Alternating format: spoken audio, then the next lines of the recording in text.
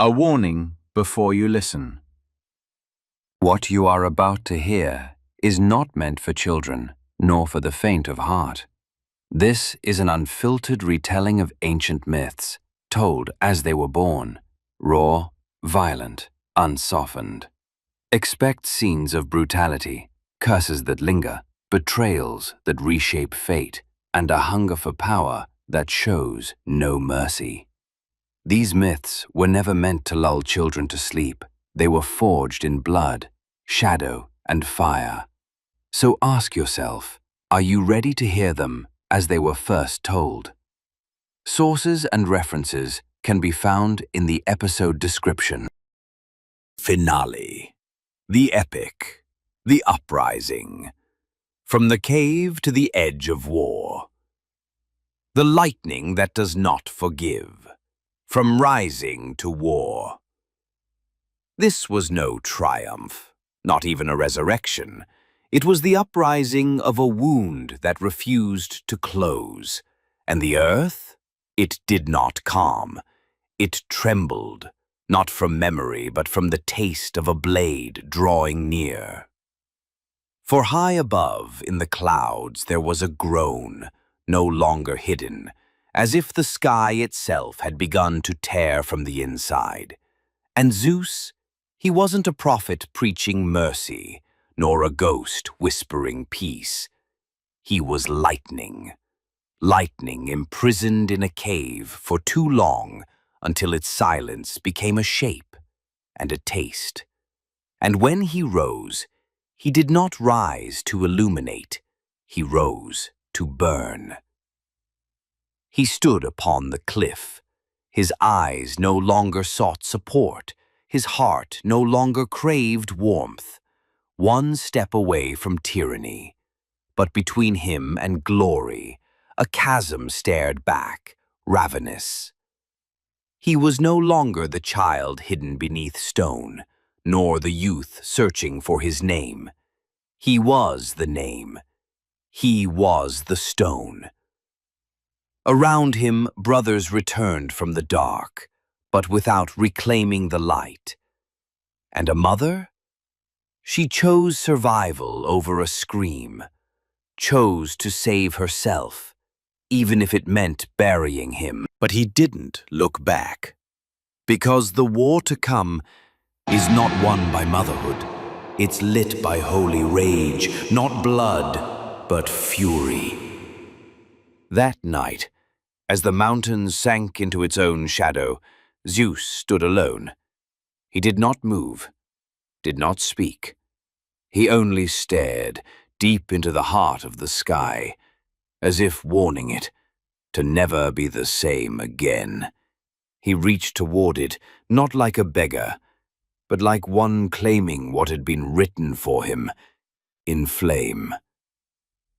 The wind quivered. The clouds split, and thunder for the first time did not come from the heavens. It came from his mouth. He said, "The sky shall not belong to the one who swallows, but to the one who frees."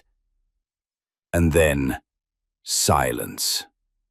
Not because the night had ended, but because silence itself realized it had nothing more to say. In the distance, there were sounds, heavy, groping through the dark, bodies breathing like ancient rot clawing from its tomb. The Titans were not planning. They were sniffing his name. As if the air had betrayed them, as if breath itself had become treason. Creus, whose breath could choke mountains, was there. He did not sleep. He did not miss. He simply counted the breaths of the free, so he could bury them. And Hyperion, light not born for the sun, but for vengeance, sat upon an ember that refused to die. His eyes, they guarded nothing. They waited.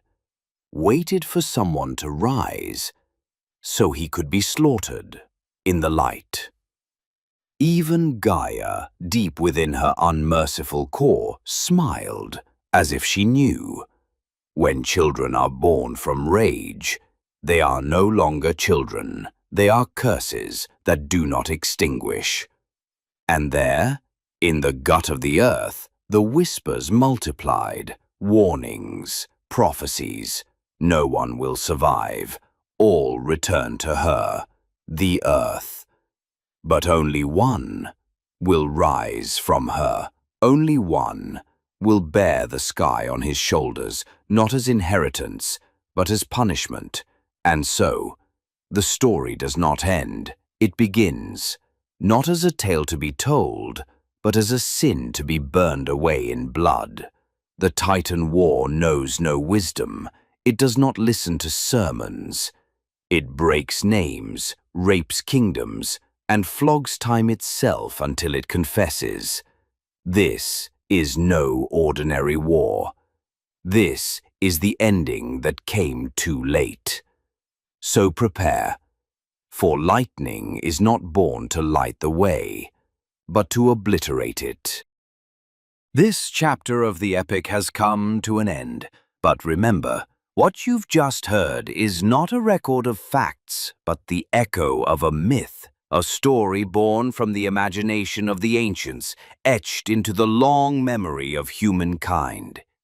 If this tale stirred something in you, if it opened a door to reflection or wonder, don't forget to support the channel and share the journey with those you love. And in the comments, tell us, which moment in this chapter struck you the most and why?